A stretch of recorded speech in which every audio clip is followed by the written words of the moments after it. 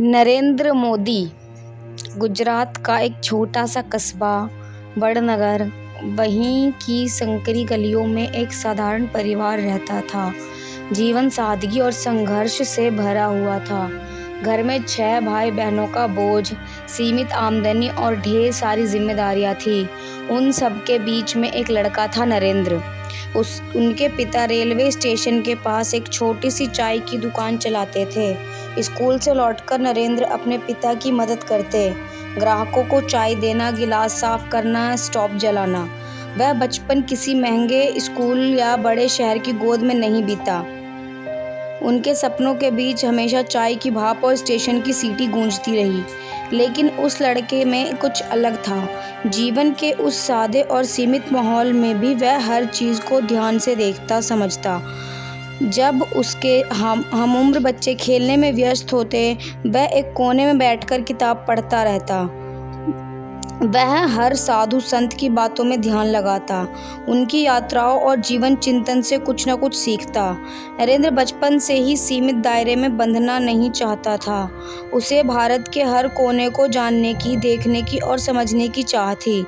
किशोर अवस्था में ही वह घर छोड़कर निकल पड़ा, हिमालय की ओर, साधुओं के बीच। कई महीनों तक उसने गुफाओं में साधना की, स्वामी विवेकानंद की शिक्षाएं पढ़ी और स्वयं को खोजा। लौटने के बाद वह समाज सेवा और राष्ट्र निर्माण में लग गया। राष्ट्रीय स्वयंसेवक संघ RSS से जुड़ने के बाद उसका जीवन पूरी तरह बदल गया।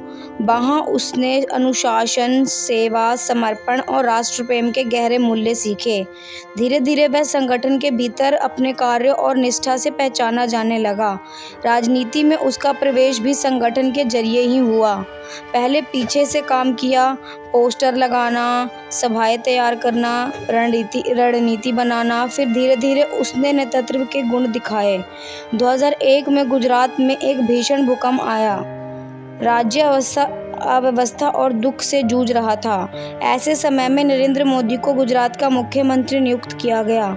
यह एक ऐसा मोड़ था जहां एक चाय वाले के बेटे को पहली बार प्रशासनिक शक्ति सौंपी गई थी।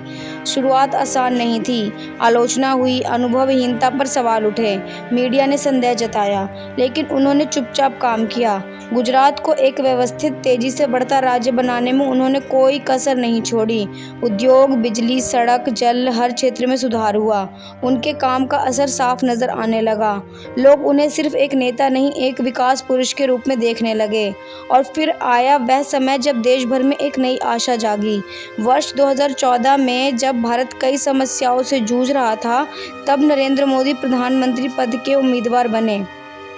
उन्होंने कभी बड़े बड़े वादे नहीं किए, बस इतना कहा, मैं भी आप जैसा हूँ, एक आम इंसान जिसने संघर्ष किया है, जिसने भूख देखी है, जिसने गरीबी महसूस की है। इस एक पंक्ति ने करोड़ों भारतीयों के दिल को छू लिया। एक चाय वाला जिसे कभी किसी से गंभीरता से नहीं लिया, अब देश की सबसे ऊंची कुर्सी की ओर बढ़ रहा था। और फिर हुआ वही, नरेंद्र मोदी भारत के प्रधानमंत्री बने। पृष्ठभूमि कितनी भी साधारण हो, व्यक्ति का लक्ष्य और जज्बा उसे ऊंचाइयों तक पहुंचा सकता है। संघर्ष, अनुशासन और समर्पण से जीवन की दिशा बदली जा सकती है। सपनों को पाने के लिए कड़ी मेहनत और आत्मविश्वास जरूरी है, ना कि कोई विशेष सुविधा।